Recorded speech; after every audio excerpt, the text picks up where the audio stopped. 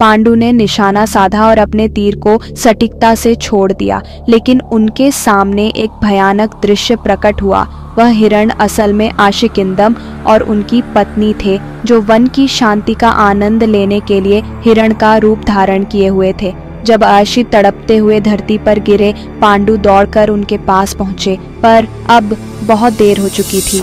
पांडु ने उनसे माफी मांगी, लेकिन जानलेवा चोट से उनकी प्राण शक्ति क्षीण हो रही थी।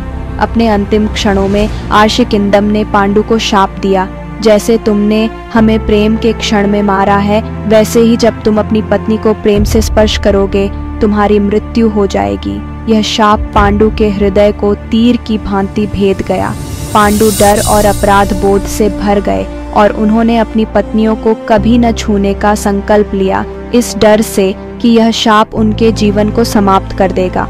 पांडु का जीवन हमेशा के लिए बदल गया। शाप का बोझ उनके मन पर हर समय बना रहा और वह एकांत में चले गए, अपने पति होने का धर्म निभाने में असमर्थ। वह अपराध बोध और भय में जीते रहे, यह जानकर कि उनकी किस्मत आर्ष के अंतिम शब्दों से बंध चुकी है। उन्हें इस बात का आभास नहीं था कि यह शाप उनके और उनके वंश के भाग्य को हमेशा के लिए बदलने वाला था। पांडु ने धीरे धीरे महसूस किया कि वह अब हस्तिनापुर का राजा बनने के योग्य नहीं है। शिकार के दौरान आशिकिंदम के दे शाप ने उनके मन और आत्मा पर गहरा असर डाला था।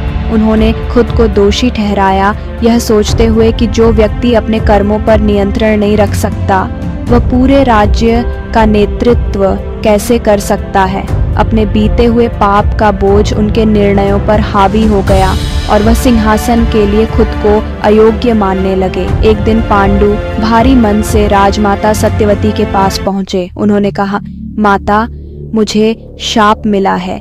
जिस क्षण मैं अपनी पत्नी को स्पर्श करूंगा, मेरी मृत्यु हो जाएगी।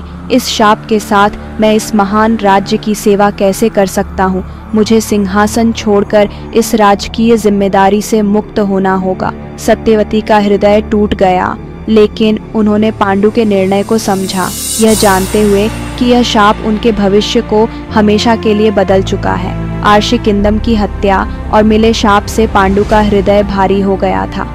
उन्हें लगा कि महल में रहकर उनका दुख और बढ़ जाएगा।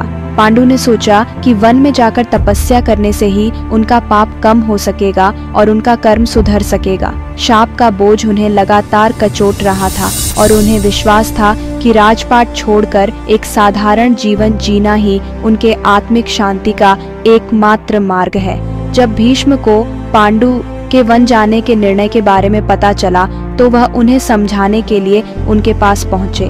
पांडु, राज्य को तुम्हारी आवश्यकता है। तुम अपने कर्तव्यों को नहीं छोड़ सकते। लोग तुम पर भरोसा करते हैं और तुम्हारे शासन से हस्तिनापुर में स्थिरता आई है। भीष्म ने पांडु को उनके राजधर्म की याद दिलाते हुए कहा। भीष्म ने आग्रह किया, तुम इस शाप से बड़े हो, इसे तुम्हारी नियति मत बनने दो। लेकिन पांडु का मन वन जाने के लिए अडिग था। Like, share, subscribe to the channel heritage library.